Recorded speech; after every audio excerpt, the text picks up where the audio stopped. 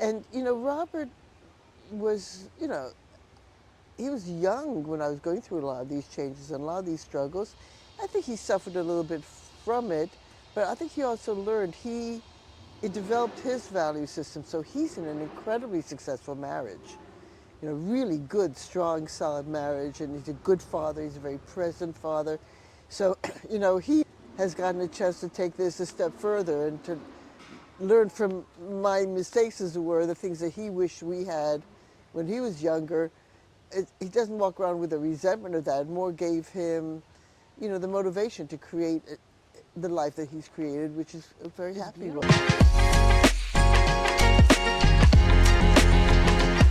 Hi. Hey, it is a pleasure and an honor to be in your presence. And we've been doing this for I don't know how many years now, 6, 7 years. Yeah. And you've taught me so much that I've incorporated in my life. And so my life is extra better because you're in it. So I just want to say thank you, first and foremost. You're so sweet. I do want to start with one of the things that you taught me that I incorporate, which is I used to say sweet dreams to my kids, and you taught me to say dream big. Who taught you that? I'm just curious, or did you just do it one day? When Robert was little, I was going through a pretty hard time myself, and I picked up a book about affirmations, or a book was about how to heal your life by Louise Hay, and she talks a lot about affirmations as positive self-talk and how to give yourself positive messages. And she mentions in the book that the most powerful time to do that is right before you go to sleep at night. Because while our conscious mind is very judgmental, our unconscious mind takes everything in and doesn't judge it. So whereas I might say to myself, oh, I'm a successful person, and my conscious mind says, no, you're not, my conscious mind goes, oh, okay.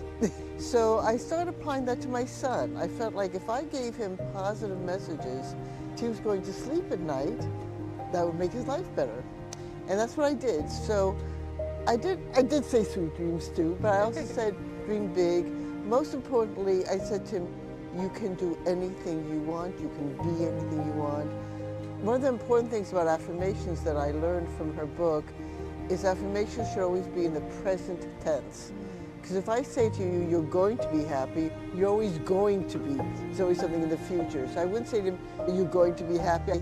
You're a happy person, you are loved, you have good friendships, you have good, whatever it is and whatever struggles he was going through at that time, I would try to give him affirmations that evening before he'd go to sleep to help him feel better in dealing with those challenges. So that's where that came from. Oh, thank you for sharing. Wonderful book. Yeah, I'm gonna pick it up. Very easy to read. She's a wonderful woman. Yeah. Oh. Do you mind sharing, and if you don't, I get it, on what prompted you to read it? Like, what struggles were you facing that you felt like I have to read this book? It was a tough time in my life. I had a very difficult relationship with his father, who was abusive. I had gotten out of that relationship and found myself in another similar relationship where you start saying, what is it about me? Why am I keep making the same mistakes, repeating the same negative patterns? I've been in therapy for a long time. I've done a lot of stuff. And there's just some stuff that I started learning that even when you learn what it is about your childhood that makes you behave the way you do today, that doesn't necessarily make the change. Right. Okay, now you get it, but now what? And I was looking for ways to make changes in my life, practical ways right now. Right. And so my therapist suggested that book. And that's where that came from. It's just like, okay, I know my father and I had a bad relationship, but how do I move from that into not being in bad relationships now? So I just started giving myself a lot of affirmations about self-love and realizing that I need to get my love from internally and not look for it from someone else. That is so powerful. Yes. It's so powerful because It changed my life. I feel like so many people look at the external world for validation when they really should have it come from the inside. So the Yes. fact that you did that is beautiful. It really, really did change my life. I think most of us, including myself, look to things that we cannot change to make changes in our life. And there's the serenity prayer, Yep. to accept the things I cannot change, have the courage to change the things I can, and have the wisdom to know the difference. That part. Yeah, well, and that was it. I said, okay. So I got to that point where I got some enough wisdom, so I figured out, okay, I can't make this guy love me, okay? And I can't. That's the thing I cannot. What can I? I'm loving myself, Right. and just realizing the older I got, how you really cannot change anybody else at all, at all. You can barely change yourself. Right. So stop worrying about changing other people. Work on myself a little bit more. Yeah, and thank you for sharing that. I really appreciate it. I'm sure the people listening and watching appreciate it too. It brings me to my next question, which is, what did you have to unlearn or have to heal in order to become the person that you are today? What is the biggest thing that you're like, I had to like let go of this? Well, I spent most of my life fearing that in order to be happy, I had to have a certain type of relationship. Like I said, being loved by others, being in a romantic relationship that really worked, all that kind of stuff. I really, really felt that, and that I grew up with the belief that my parents had a good marriage, and why couldn't I have that? As an adult, I learned that they actually did not have a good marriage. I learned more about their lives. It made clear to me. I just started working myself and not feeling that happiness was going to be based on finding love from others and children. Because you can walk away from a lot of relationships, but now you have a child, you can't walk away from that. There's that relationship. And, we repeat the same relationship mistakes with our children as we do with adults. We're still the same. We bring that same level of expectation and all that. And a child, well, I can't change them. That doesn't work so much. You have to work on with your children. You can't just let them run wild as they are, right? So that becomes a little bit harder. Figure out what really matters, what's really important, battles you really need to fight in life, and what are the ones you just either walk away from or make peace with. Right. So that's been a huge change in my life. Yeah, discernment is something that I keep hearing, and what you're saying is being able to discern what's important, be able to know the difference of the things that you can change and what you can't change. Yes, there's that. I come from a different generation. And I grew up in a generation where women didn't have the same, as broad a field in which we could play and make an effect on the world and actualize ourselves and consider ourselves to be successful. So, I grew up very much believing that success was to be in a certain kind of marriage and that we were responsible for how our children turned out. All those judgments on women as wives and mothers alone, and it was in my generation that we made some changes to that. I ended up being obviously full-time working single parent. But in my mother's generation, we didn't, or if it was there, we didn't see it. Right. And so there were no prints for me to follow to see how to do this right. And I felt like a failure. I felt like unless I was able to be in a good marriage and raise my kids a certain way, there was going to be a father in the home and all that there was something wrong with me. Generation went through a lot of that, and I started finding more women like myself that were going through the same thing. And sisterhood is powerful, and turn to each other and learn from each other and grow life. That's so interesting, because if people saw, you today, or you can fast forward, they're like, look at how successful you are. Look at like all the things that you've done, and you've raised such a great son. So I just commend you for doing the work on yourself, because it's paying dividends. Look at what has been created as a result of you deciding to love yourself. Yeah, it's true. And, Robert was, he was young when I was going through a lot of these changes and a lot of these struggles. I think he suffered a little bit from it, but I think he also learned, he developed his value system, so he's in an incredibly successful marriage. Really good, strong, solid marriage, and he's a good father, he's a very present father. So, he has gotten a chance to take this a step further and to learn from my mistakes, as it were, the things that he wished we had when he was younger. He doesn't walk around with a resentment of that. It more gave him, the motivation to create the life he's created, which is a very happy one. Yeah. I can't believe they're married so long and they're still really hot for each other. It's a wonderful thing. A really good relationship, a long-term relationship, a marriage that really works is a very difficult thing. We're going on 20 years in Yeah. August. Yeah. Yeah, So you so I know know, that. I You know. know, it's work. People, you know, it doesn't happen automatically. Not like in a movie. Oh, You fall in love. no, no, no, no. There's other there's Lots of them. Yeah. challenging. Yeah. No, for sure. I was curious on like how you grew up, right? Like let's talk more about that. Like How I grew up. yeah, yeah, like was there a certain idea you had about what success meant or what money was or like just share more about like I don't think I thought much about success when I was growing up. I was born in Israel. We moved to New York when I was 7 years old. We were immigrants.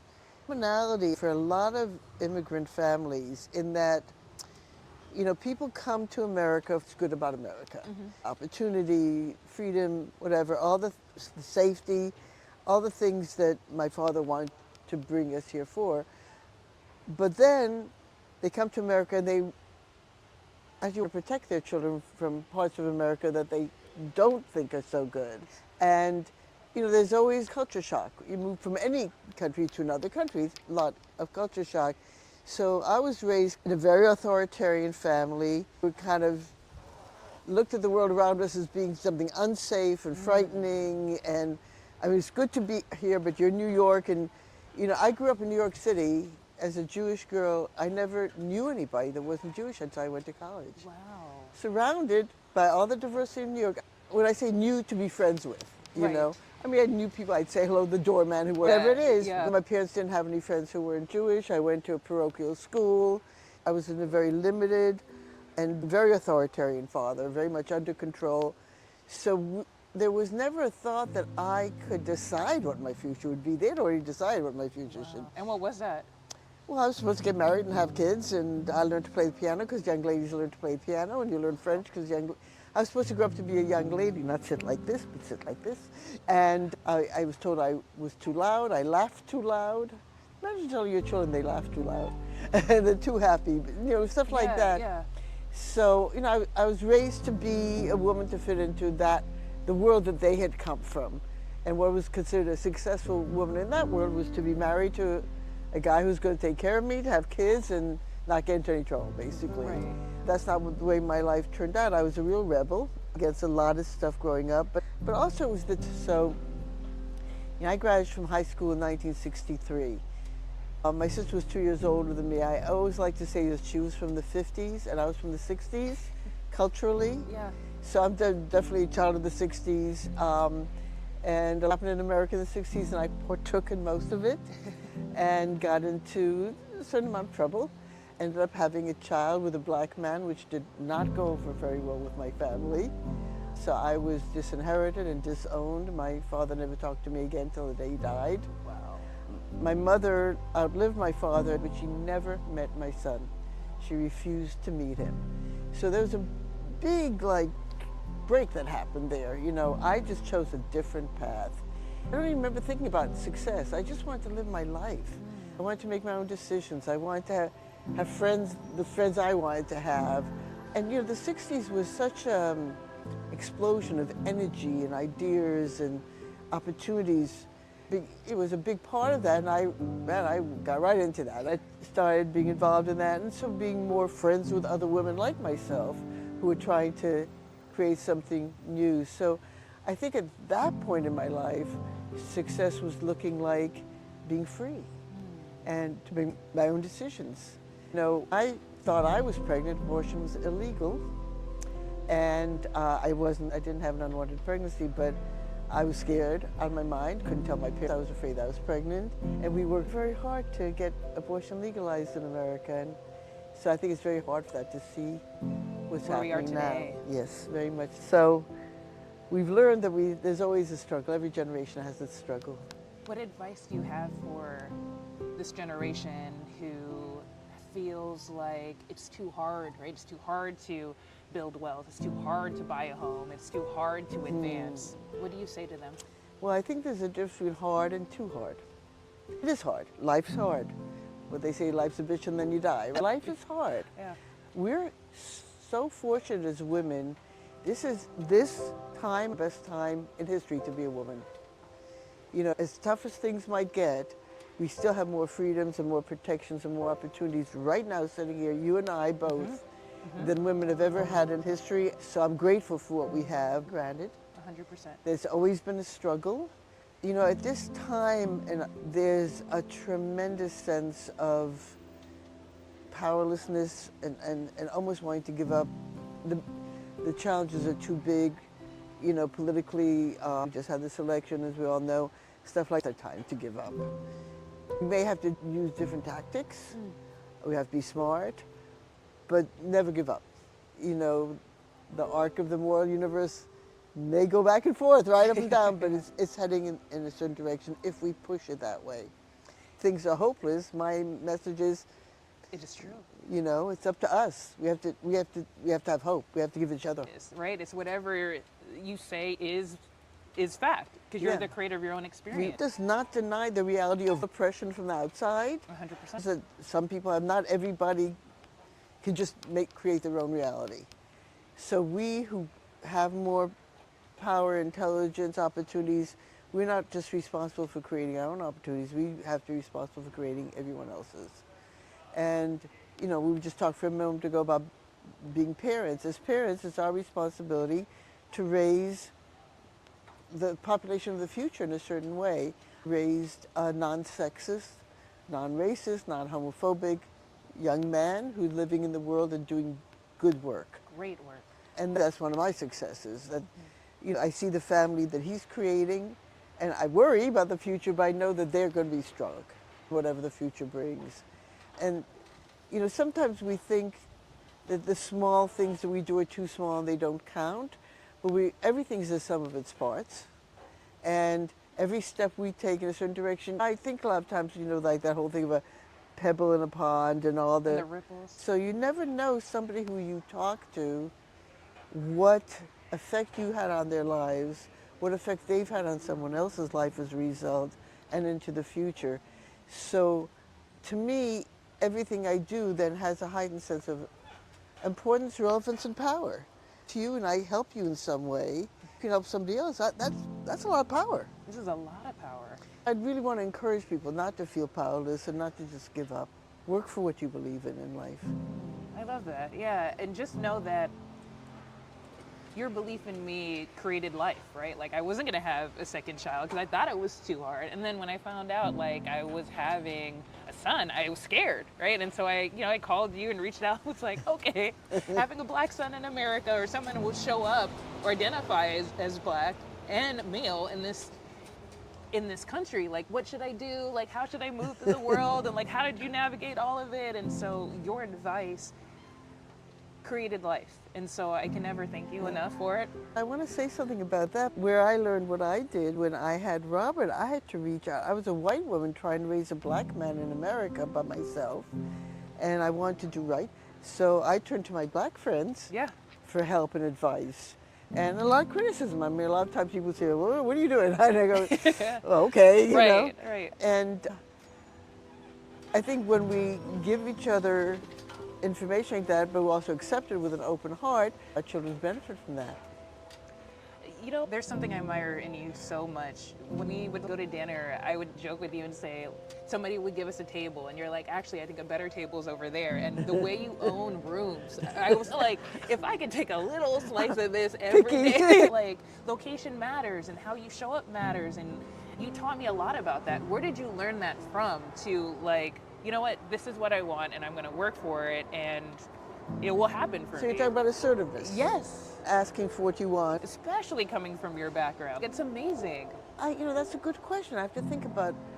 I've always been kind of pushy, I think. You know, one of the things that bothers me about, especially getting older as a woman, but also just being a woman in general, is we tend to get invisible a lot of times. People assume that they can give us, you know, if a single woman age walks into a restaurant, talk about the restaurant, put you in the best tables.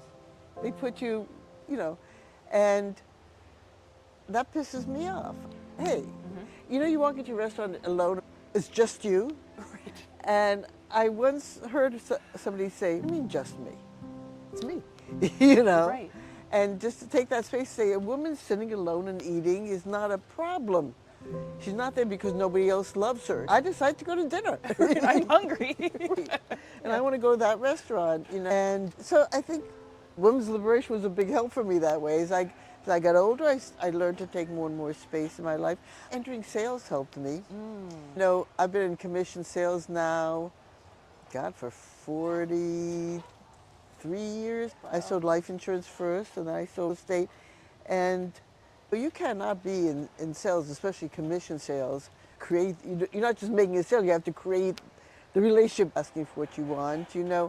What the things I learned about in the sales training is to ask for the sale. I'm still a teacher in my mind. Insurance policy. I walk out there, they're educated, I haven't made a sale. Now they know everything about life insurance. So learning how to ask for what you're there for. When I was first being trained in life insurance, New York Life Insurance has a great sales training program. And so what the topic that day was how to tell somebody's a qualified prospect.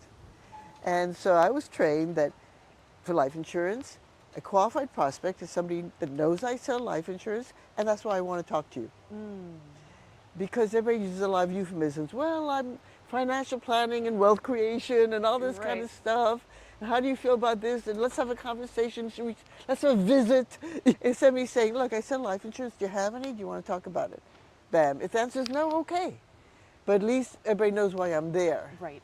Just being able to take my space that way, and that carried over to a lot of other things in my life. If there's somebody I want to get to know better, like, hey, let's get to know each other better, rather than trying to entice you with, oh, this is a good restaurant, or I want to get to know you. Yeah, I love that. And it's so refreshing because most people don't do And that. it's more honest too. The people on the other end appreciate that too. So you ever be with somebody who's trying to sell something and you walk away not even knowing what they were trying to sell? Yeah. It's like because they're so timid about making the sale that they never want to say what they're doing and why they want, it's very difficult on the receiving end of that because Right. what was that about? What is one thing you would love to leave people who are listening to this just about your story? What do you want them to take from it? Well, I think for me it's all about relationships. That whole thing of it takes a village. I would not have been able to raise Robert to be the man he is today if I didn't have friends, people who loved me and who I loved. I entered the real estate business in New York. I didn't know anybody selling, buying, or anything else, but now I have all these friends in New York and now around the country, Compass. So I think relationships, you, you know, I used to tell Robert that education is the most important thing in the world because they take everything else away from you, but they can't take what's in your brain. But I think relationships is a close second to that. That, you and I could both lose everything we have Right. and give each other support, suggestions, help, whatever it is that's needed. So love the people around you, hold them close, and think about what you can give to others. At older, at a certain you know, I want to say something real quick about Yeah, that. yeah.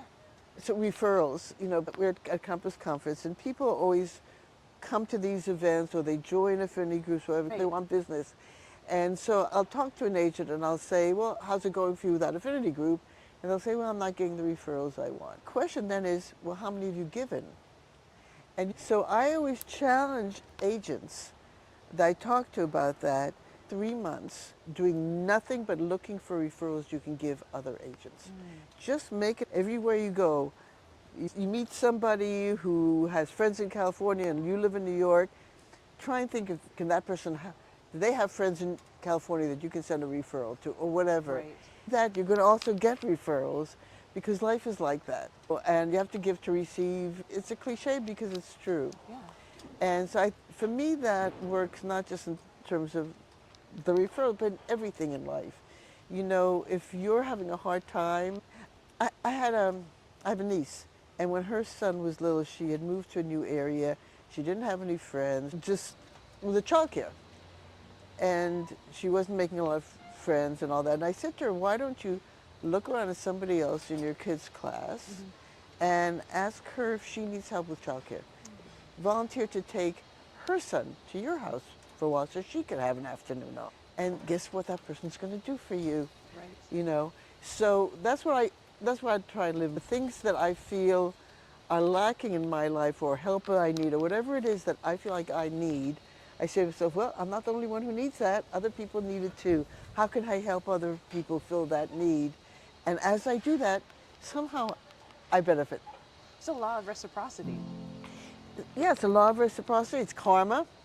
It's the golden rule. So it's interesting because you find that rule In in every religion. in every religion, in every ethical system, Yeah. in every scientific system. Yep. It's just, to me, it's not a spiritual rule Mm-hmm. or it's been the truth in my life, and I see it all around me. If you're in a bad mood, guess what? Other people are going to grouch at you. You grouch at your husband, guess what? He grouches right back, right? Right. You wake up in the morning, you say, well, I'm going to give my husband the biggest hug today, and you're going to get a hug back. Both of you feel better, It Right. happens in small ways, it happens in big ways. With our children, I mean, I'm at the point where I'm getting the stuff back now. The love I gave my son when he was young, I receive a lot of love from him and from, the family that he's. Yeah. I'm no longer a single mom all alone in the world. I'm all the work that you're doing raising your children. One day, last night, my son takes my hand to help me across the street. Well, I used to help him across the street. Now he's helping me across the street. And that's life. I heard that there's this new Compass Plus. Compass Plus is geared towards seniors. It becomes difficult to live at home alone. And people then either decide to downsize, sometimes they move in with family. Right. A lot of people move into assisted living communities, senior communities, that kind of thing. And it can be a very frightening transition, and it's one that needs assistance. And a lot of times that transition involves a real estate sale. Been in that home for a time, may have a lot of in it, but also may need some work. It's surrounded by a lot of stuff, which is their life, their memories. So they need somebody patient, compassionate, and highly ethical, and very knowledgeable about this. So that's what Compass Plus is geared towards. So what we want is agents who are going to function at the highest possible professional level. All Compass Plus agents are certified senior advisors. That's amazing. They've all taken that coursework. They're going to take continuing education. We have educational meetings. We have standards of ethics and behavior that we all agree to.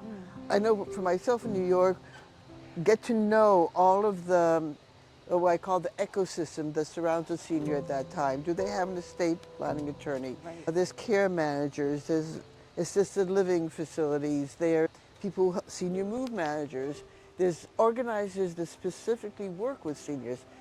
As we like to say, that's not clutter, that's my life. I may have to move some of this stuff, but let's have somebody respectful help me do that and who understand, like the senior move managers and organizers will take a book, the book's out of a shelf, and open it, leaf through every page. They find money there, they find old Marriage receipts photographs, or whatever. all Yeah. stuff, yeah. So everything in your home is full of your past life.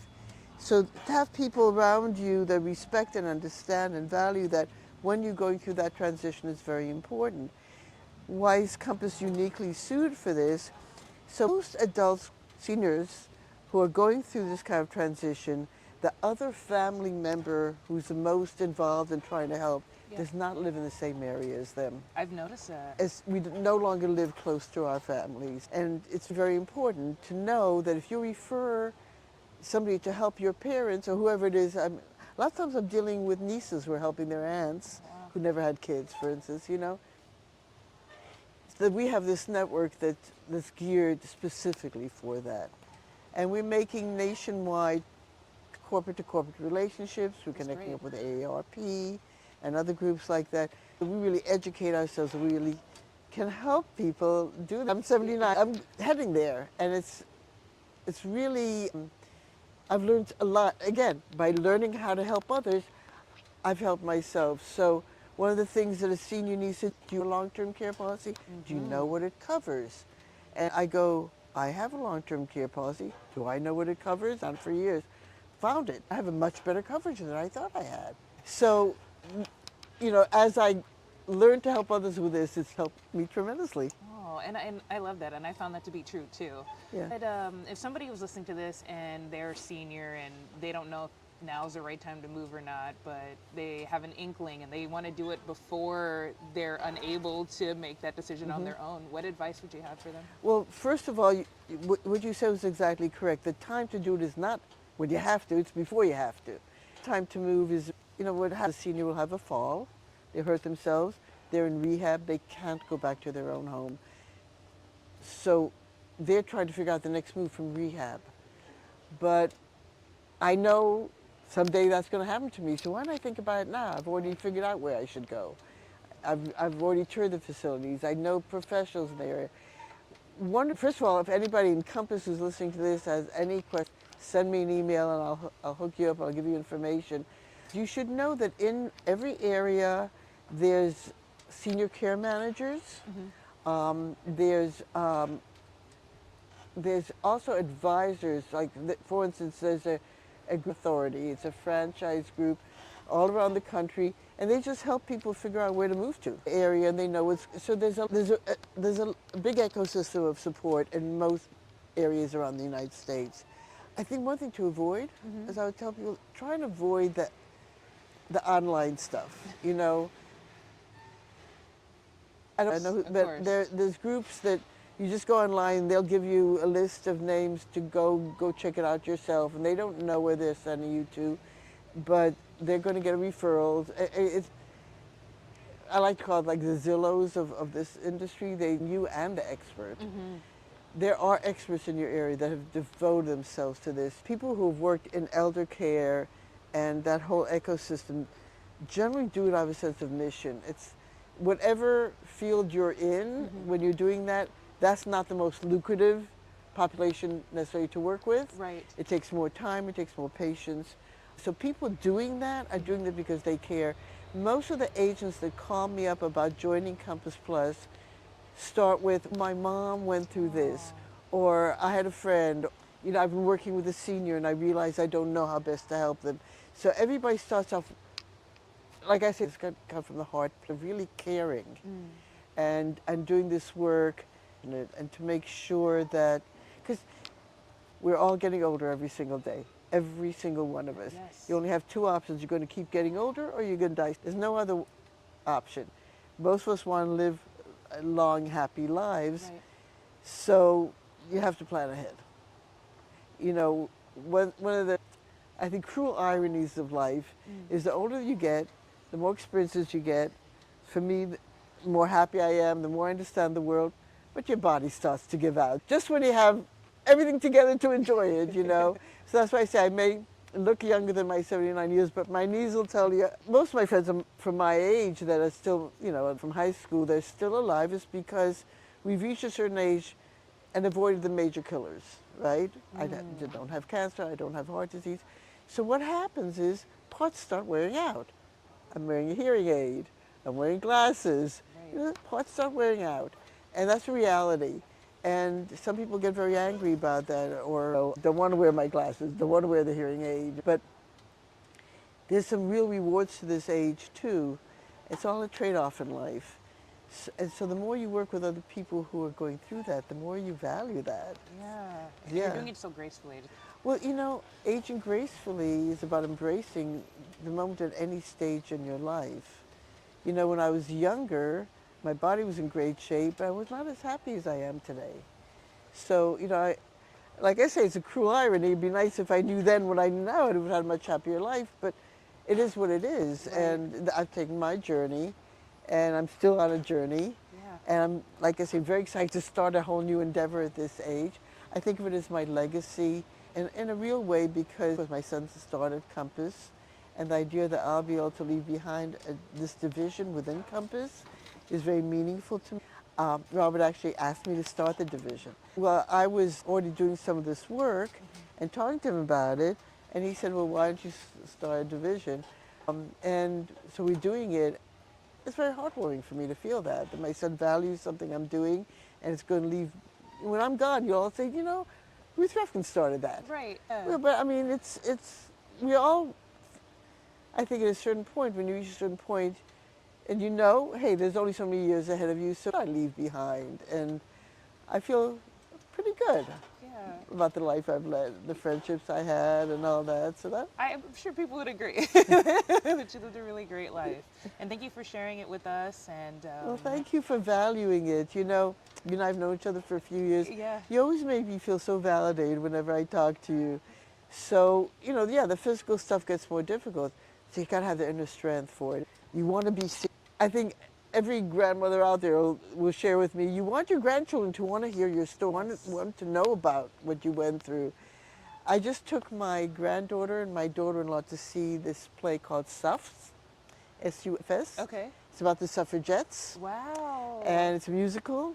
Actually, a wonderful play. I granddaughter who's 11 years old.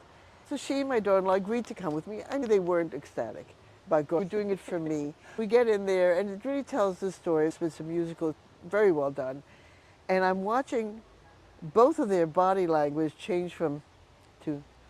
They start looking, and they didn't know this. They learn, and then I see my daughter-in-law's crying at one point. I'm like, she gets Right. it, because we cannot improve on the future if we don't know our history. Like I say, as grandmothers, we want to pass that on, but also what's happening with our generation and women's rights, we have to know our history. This has happened before. We have been fighting for our rights for a long time. We get some, they take away some, we fight again. Keep up the fight. I'm sure you feel this as a black person for your right to vote. People died for our right to vote as women. So how dare we not vote?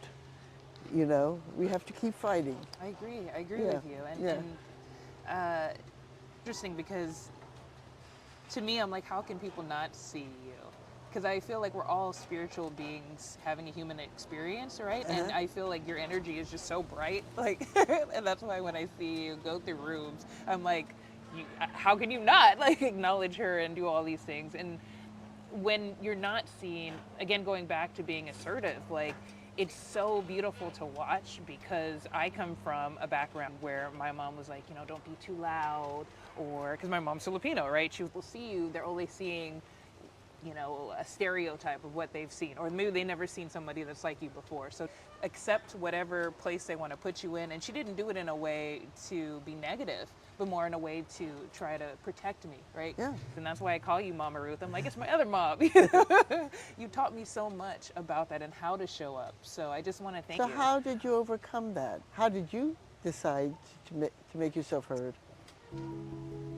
I think it was more having to realize that I was worth it, right? What made you realize that? I believe we all have superpowers, and you can use your powers for good or for evil. And when I recognized that, I was like, okay, you have the power to empower women and people everywhere, right? It isn't just about you, because the way that you show up can inspire someone else to show up better. Uh-huh. And I would be doing myself in the world a disservice if I didn't show up as my pure and authentic self, because there's other people who actually everyone really feels like they're alone, right? And so by showing up and saying, hey, I deserve to be here, I own this space, you can own the space that you're into, and you're beautiful just the way you are, if we all showed up like that, it would be heaven on earth, right? And so like it's my assignment from God to continue to make people feel comfortable in my presence. And I learned that from you, and I learned that from other women. Well, see, we're learning it from each other.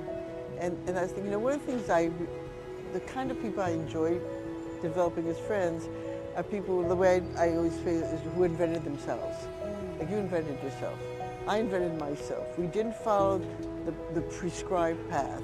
Stop at a certain point and go, well, what do I want on my life? What do I want to be? What do I want to do?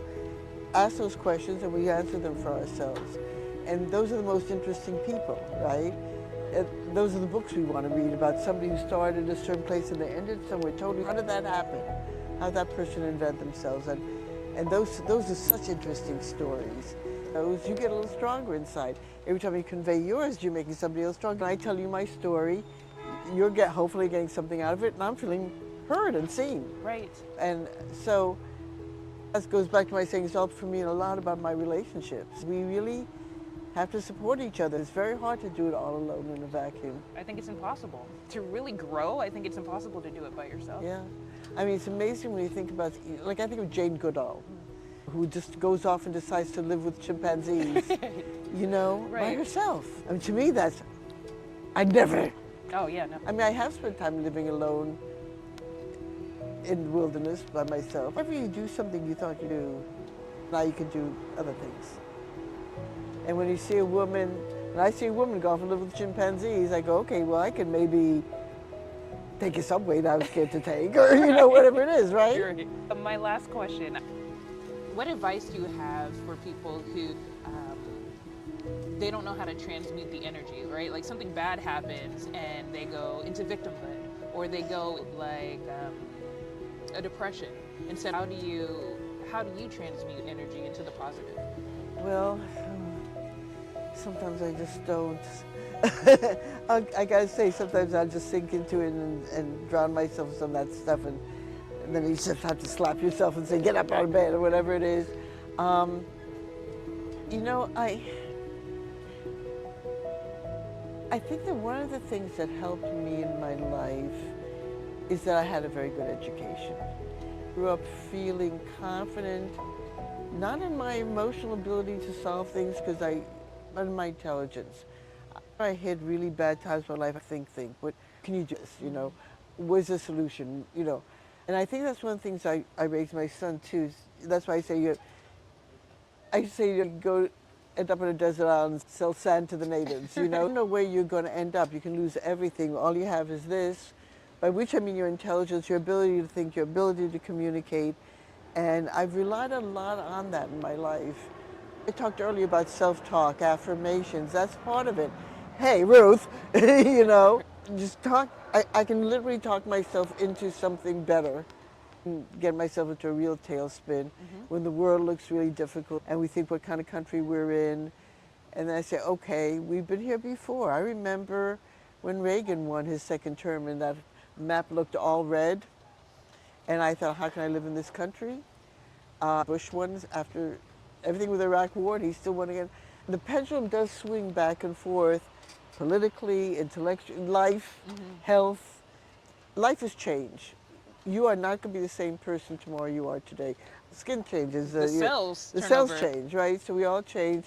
So to embrace that change and believe in change that can be positive and put your energy. I've done some pretty courageous things professionally where, I left, I was a teacher and a school administrator, and I had a very secure, I could have stayed in that forever, but I wasn't making very much. And I got tired of being in that bureaucracy and all that. I was offered an opportunity to come sell life insurance, which what? I didn't own any in that point. I'd never sold anything and all that. It was really scary. And well, it wasn't even that. At first, it was nothing. I was like, no, what's she talking about? I just wasn't even considering it. But then found her card when I was going through a bad time. And I went, well, why don't I at least call this lady and find out what she's talking about? And it changed my whole life. It changed my son's life that I did that. So I have learned to pay attention to the opportunities that go past me. That walk down the street, you can make a right turn, you can make a left turn. And your whole life could change depending on which way. And that's actually what happened. I ran into somebody I had not seen in many years, ended up deciding to talk for a few minutes. He ended up introducing me to the woman that recruited me into life insurance, changed my life. Decided I didn't have time to talk to him and down the block, and that wouldn't have happened. So to me, it's like there's opportunities, wonderful opportunities that pass us every single day. Not to say, oh no, I've always done it this way, that's the only way I can do it. Not to discount something because it's new to you. But also don't run to something because that's what you're comfortable with. And just really look at what life is showing you every day, because it's an amazing feast out there of choices. And my son was growing up. He always wanted to get married and have a big family because he was a single child, right? He was a single mother. We talked a lot about that kind of stuff. And I said to him, you're not going to have a hard time meeting women in your life. You're going to get a lot offered to you. Your challenge is not going to be how to find somebody, but how to decide what to say yes to and what to say no to. You're going to meet women who are very attractive and intelligent and successful and all that. but you know you want to have a family. So look at a woman that you want to get involved and say, will she make a good mother? Wow. You know, and what we mean by that is, could she be unselfish? Does she have a good heart? Is she somebody who can love something other than herself? And it's that thing of knowing how to choose is not something we're born with. You make mistakes along the way. You get Right. involved with the wrong girl, you know, which he did. He got involved with somebody who he found to be somewhat selfish. And he learned from that. He said, you know, I like her in all these ways, but I don't think she'd make that great a mom. And so I think it's really important to, on the one hand, be open to what's offered to you, but also to be very selective. Oh, I need to have you back on this podcast. There's so many questions I You have. and I love to talk. Yeah, you taught me not just to hear it, but to apply it. And it's, I'm telling you, So now you have 2 kids. and that's why I have 2 kids. And it's been exponentially rewarding for me. But see, I think you're a good example of what I'm talking about, though, because you're out there wanting to learn. I mean, I see you not just in our conversations, but I see you in the world. Like, you're open. You seek growth. You seek knowledge. You seek connection, and you get it. And I mean, I've seen you change a lot over the Oh years that my we've known goodness. each other. You've Yeah. grown professionally. You've grown in your marriage and in your parenting and in your just development as a woman. And that's because of that openness. You could have, you know, you could have been more closed off. You could have gone just to, oh, I want to learn just from that. But you think, no, let me learn from everything out here. And I think it's a wonderful thing. Thank you for all of this. Thank you for Well, all thank that's to you. come. Thank you for showing interest in listening to this old lady.